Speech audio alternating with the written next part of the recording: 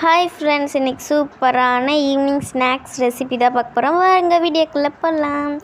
ஒரு கப் கோதுமை மாவு எடுத்துக்கலாம். அது பவுலில் ஆட் பண்ணிவிட்டு அது இதில் அரை டம்ளர் கர்ட் சேர்த்துக்கலாம். அடுத்து சுகர் சேர்த்து உங்கள் இஷ்டம் சுகர்.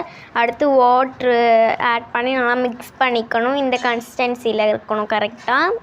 இந்த மாதிரி ஸ்ட்ரிப்ஸ் வரக்கூடாது.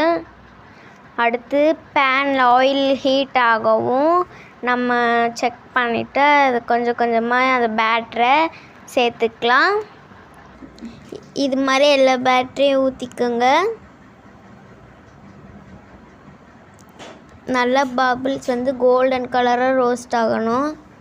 இது மாதிரி எல்லாத்தையும் ஃப்ரை பண்ணிவிட்டு நான் காட்டுறேன். ரெடி ஆயிடுச்சு. சூப்பர் டேஸ்ட்டாக இருந்துச்சு. நீங்களும் ட்ரை பண்ணி பாருங்கள். பாய்.